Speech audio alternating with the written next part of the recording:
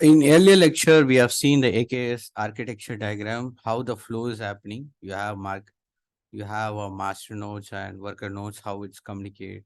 We talked about the ECD and a scheduler and API service. So here, how the flow is happening, we are going to see. So if you see here, you have something called API server.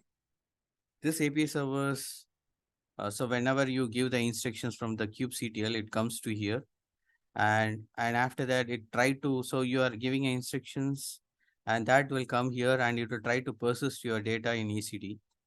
And once it's persist, if and the control manager will control all your this kind of nodes actually. So so any instructions comes, it comes via API server, and it will control your thing. So for example, as I told, any kind of pod or any kind of cluster creations, everything will be controlled. And the scheduler will be keep on checking. So whenever new instructions you are giving, say you want to create new pods, or you're creating new services, this will keep on checking, and it will try to find it out, and it will try to deploy. And any kind of, and next one is you are deploying any say your pod is getting failed, so job is keep on checking actually. There is a scheduler, it will be keep on checking this one. Any kind of pod failure, it will redirect, it won't redirect to the healthy unhealthy pods, it will redirect to healthy pods. So this is a thing. So if you see here, this in this worker node, and you have a container where here only the your application will run. So in our case, we have a .NET based applications which we are going to run it, and these applications run on this containers. So you can create a number of containers. So here containers we talked as a pods. Okay, that is a thing. Okay. Next is we'll see the life cycle of that. So I will show you the life cycle. So if you go,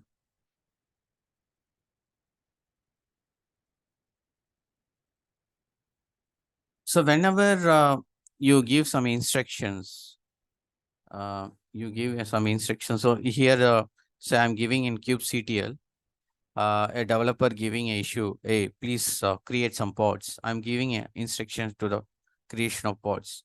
So API server will pick this one, because all your command line interface will talk to first API server, and it is, I'm going to create it. So first it will persist the data into ECD. So ECD will persist your data, your cluster informations. So where is my cluster? Where is my pod? Everything will be stored here actually. And the scheduler will keep on watching uh, any instruction has newly has come or not. So once instruction has come, it will watch it, and it will try to send a response to a API. And what will happen is it will try to, this will try to understand it, and it will try to create a pods, okay, through kubectl. And once it created, then it will, so you have a Docker image. So because whenever you run an application, it will be as an image, so that will run on your Docker image. Okay. So this I have instruction given to this, and it will try to create a pod into the worker nodes as a Docker image. And once it runs, it will update the status to all this thing.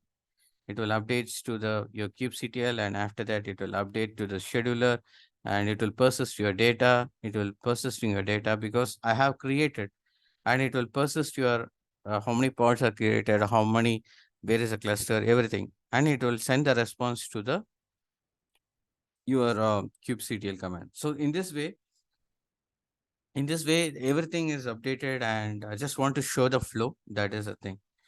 That's it. We'll see in the next section. Thank you.